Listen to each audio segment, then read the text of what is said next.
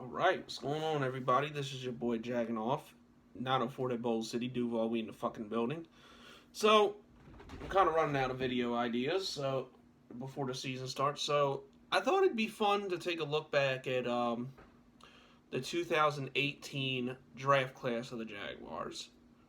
Just because now we kind of see where these guys are after 2 years, and kind of see if they're gonna get contracts or not eventually, and my opinions on them and what the future is with the team. Now, this draft class is interesting. Like, it's one of the most conflicting draft classes the Jaguars have ever had. Now, what fans are going to remember and what national media is going to remember about this draft for the Jaguars, of course, it was the year after we went to the playoffs, and it's going to be forever remembered as the draft that we took Bryan instead of Lamar Jackson. And I campaigned hard for Lamar Jackson. Like, I thought if nothing else, he could have been a gadget player, and if Bortles fucked up, we had him. And at that spot, at the position that we were drafting, we didn't really need much on defense. I didn't think we needed another receiver or anything really. But it was like, what did we have to lose? So that pick pissed me off. But if you look at the class top to bottom, it's really not a bad class at all. It's really not, and it's actually one of the better ones in recent memory. If you look at second round on, it's actually a pretty damn good draft. Like, I think if we'd have took Lamar Jackson, that could have been one of the best draft classes the Jaguars have ever had. And not even just because of him. But, and even undrafted guys were good. Now as far as, how it works with their contracts, the first round pick has 4 years and a fifth year option. Everybody else gets 4 years. Undrafted guys get 3 years. We even got an undrafted guy who I'm going to talk about too. But, I'm going to go through the list and give you my opinions on each one of these guys. All but one are still on the team, and I'll let you guess which one that one is. Matter of fact, you're going to know which guy we drafted from this class isn't on the team, because I'm going to talk about it. But let's get into it. So, first off, the undrafted class. The one I'm going to mention in particular is Trey Herndon. Trey Herndon, I like this guy. Like, I know people have this or that to say about him, and of course, it's unfair that he's going to be compared to A.J. Boye and Jalen Ramsey because, last year it was supposed to be Boye and Ramsey, that duo back. We had that for 2 games. Week 1 and Week 3. Those were the only 2 games that Boye and Ramsey both played in. So, for 14 games with this guy being an undrafted rookie, him coming up the ranks and playing as good as he did, he took a lot of shit from people, which I thought was kind of unfair. But I think overall, especially as the season went on, this guy did a pretty damn good job. And I think if he continues to grow, like, he has all the tools. Like, he's fast, he's big. He kind of he sort of reminds me of Richard Sherman, just less aggressive. I'm not saying he's as good as Sherman. I think he's far from that. But I think he's a solid number 2 corner. Like, I think he's going to beat out everybody that's here and take that and keep that job. And with us drafting C.J. Henderson, if he takes a step and we re-sign him, and he probably won't command a lot of money. So if you got him and Henderson as your cornerbacks, and they're both playing solid for the next 4 years, I'd say that's a win. And we probably won't even miss Ramsey or Boye, especially if Henderson lives up to the bill that him being a good first round pick. But I think this guy can be a good number 2 corner and really be undrafted hidden gem for us, because me personally, I thought he played good. But I mean, he led the team in interceptions. That's saying something, right? So I don't know. That's just me. Now we'll get into the guys we drafted. Logan Cook. I love Logan Cook. Logan Cook's a very good punter. Now, he was a 7th round pick. And, people talk about, drafting punters or kickers as a waste. Even in the 7th, even in around like the 7th round. So, if you take one, they better be pretty damn good. And, I think Logan Cook has been good. I think he's a Pro Bowl caliber punter. Like, definitely a good use of special teams in that. So, definitely go with Logan Cook. I mean, it's tough to say whether they'll resign or not because, kickers and punters are so easy to replace. Well, not so much kickers, but punters are easy to replace. But, I don't know. If it was me, I'd bring him back. I think the guy's done a good job. I think it was a good draft pick. And then next up, we took Leon Jacobs in the 7th round. It's another 7th round pick. Now, considering it's a 7th round pick, this wasn't a bad pick. I think this guy saw the field a little bit. The guy's played good as a 4-3 outside linebacker. I think he can be another backup to with him, Shaq Quarterman, and kind of the rest of those guys. He could end up being a backup behind Miles Jack and Joe Sherbert because we already know they're going to be the starters. He's not going to beat out one of them. I think this guy had some potential, and I think he still does, but I don't know if he's definitely a consistent starter. I think he's more of a swing linebacker type of backup role, but for a 7th round pick, I think we could have did a lot worse. So I like him. I mean, it's 50-50 whether he'll stay. I'm not going to be upset if they release him, but I'll be fairly happy if they re-sign him. So, I'm good with that pick. And next up, we got Tanner Lee, who was a fucking disgrace. I don't know why the hell he was drafted.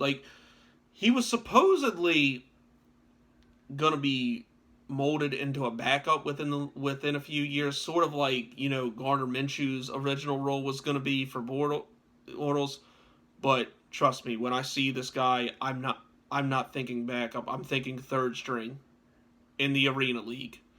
He's got shit for an arm. His accuracy is horrible. He could move a little bit, but he was just a mess.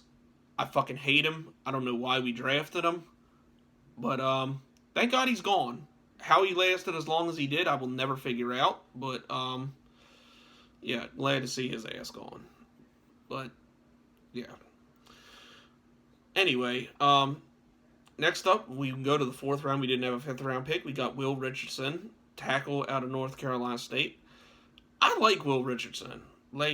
I think this guy, when we drafted him, I thought this guy was going to maybe end up being our right tackle, but then he got hurt his rookie season, and they tried him at guard and drafted Juwan Taylor, which drafting Juwan Taylor was a great idea because Juwan Taylor's a fucking beast. And then, now he's moving back to left tackle. That's going to be interesting. If he ends up taking Cam Robinson's job, that's going to go a long way since, he's got one more year under a contract and Cam Robinson's in his final year. So, if he ends up being our starting left tackle, that's going to be huge for a 4th round pick. I mean, I think the guy does have potential. So, we'll see. So, we'll see. But, hopefully he does take that job.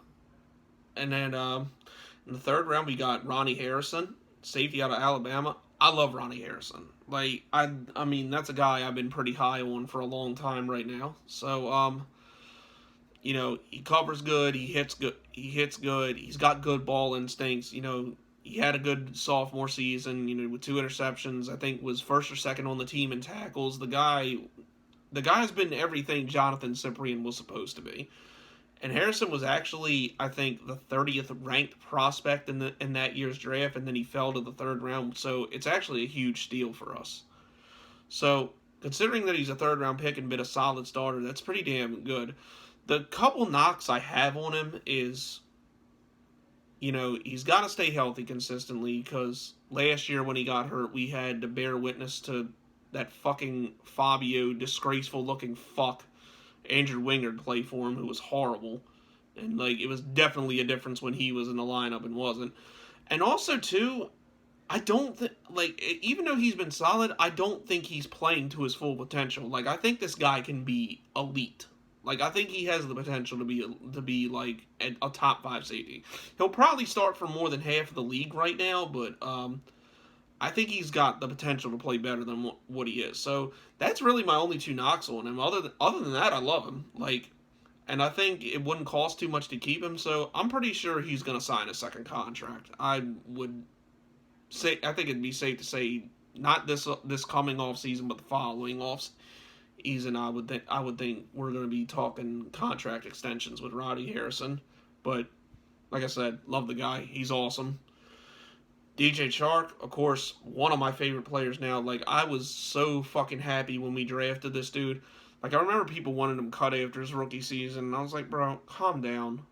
He's a very green receiver. I think his route running needed a lot of work, and but athleticism, hands, the guy had everything, and it showed this year.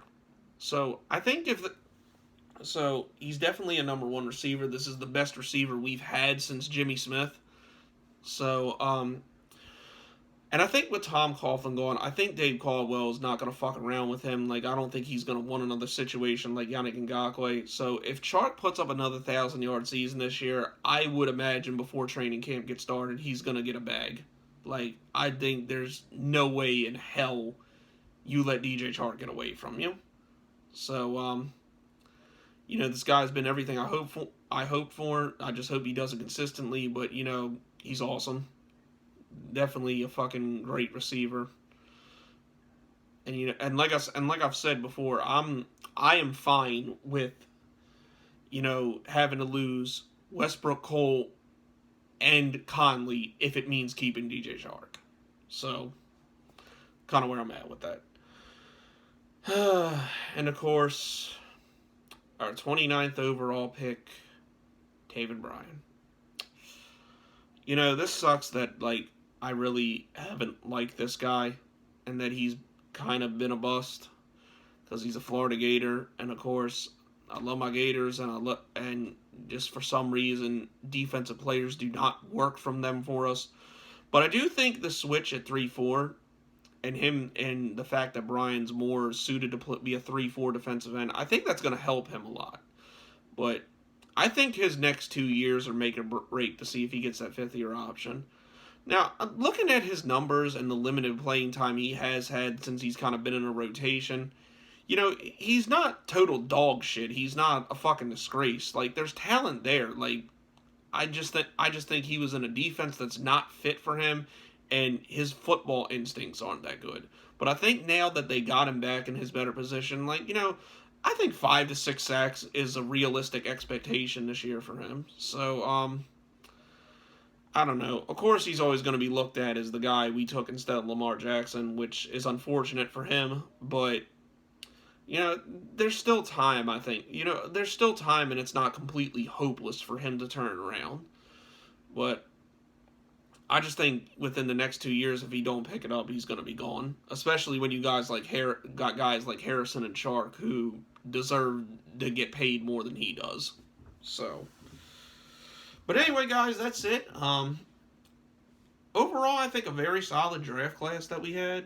I don't know. Let me know what you guys think. And if you want me to do another draft class, leave it down in the comment section. I'll try and get to it. But I thought it was interesting. But I thought this was a very interesting class, and to really take a look at it would be a good idea.